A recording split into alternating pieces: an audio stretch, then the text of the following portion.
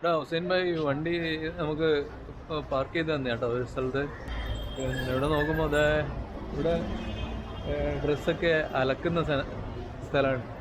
എൻ്റെ ജസ്റ്റ് മുകളിലേക്ക് നോക്കിയാൽ അംബാനിയുടെ ജീവിതം, പാവപ്പെട്ടവൻ്റെ ജീവിതം. ഇതും പാവപ്പെട്ടതെന്ന് പറയാൻ പറ്റില്ല, നല്ല ബിസിനസ് നടക്കുന്ന സ്ഥലമാണ് തോന്നുന്നത്. എന്ത് ഇത് അലക്ക് കേന്ദ്രമാണോ, അതായത് വീടുകളിൽ നിന്നൊക്കെ കളക്ട് ചെയ്ത് കൊണ്ടുവന്ന് അലക്കുന്ന സ്ഥലമാണോ, അല്ലെങ്കിൽ പഴയ ക്ലോത്ത് അലക്കി തേക്കുന്നതാണോ ഒന്നും അറിയില്ല. നമുക്ക് താഴെ ഇറങ്ങാൻ പറ്റുമോ നോക്കാം. ഒരുപാട് ടവലും പിന്നെ ഇതൊക്കെ അലക്കാൻ വേണ്ടിയിട്ട് ഇട്ടിരിക്കുന്നത്.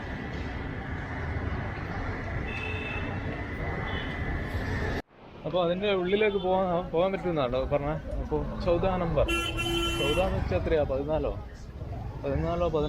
സ്റ്റേറ്റ് നമ്പറാണ്.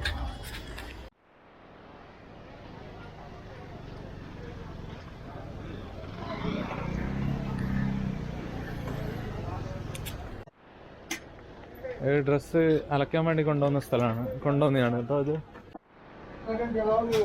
അപ്പോൾ നമ്മൾ അതിൻ്റെ ഉള്ളിലേക്ക് കയറിയിട്ടുണ്ട് കേട്ടോ. ഉള്ളിൽ കയറിയിട്ട് ഫുള്ള് സോപ്പിൻ്റെ സ്മെല്ലാണ്.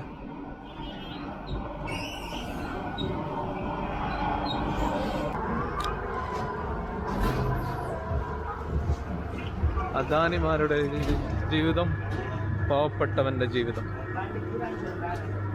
മുകളിൽ കാണുന്നത് അദാനി അംബാനിമാരുടെ ജീവിതം, ഇവിടെ കാണുന്നത് പാവപ്പെട്ടവന്മാരുടെ ജീവിതം, നമ്മളെപ്പോലത്തെ പാവപ്പെട്ടവരുടെ ജീവിതം.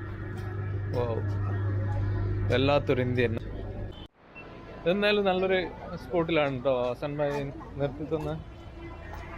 നല്ല അടിപൊളി കാഴ്ചയാണ്. നമ്മൾ 2 തരത്തിലുള്ള ജീവിതം ഒറ്റ സ്പോട്ടിൽ നമുക്ക് കാണാൻ പറ്റും. നല്ലൊരു അടിപൊളി സ്ഥലത്താണ് നിർത്തി തന്നത്. ഞാൻ പ്രതീക്ഷിച്ചില്ല ഇങ്ങനെ ഒരു സ്ഥലത്ത് അവർ നിർത്തി തരുമെന്ന് ഞാൻ പ്രതീക്ഷിച്ചില്ല. നമുക്ക് മെയിനായിട്ട് ഇത്തരത്തിലുള്ള കാഴ്ചകളാണ്, ഇന്ത്യയുടെ കാഴ്ചകളാണ് നമുക്ക് കാണേണ്ടത്.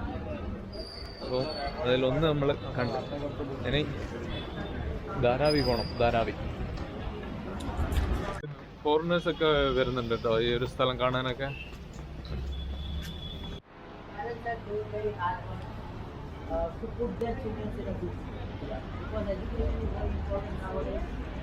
So they think that we could work hard.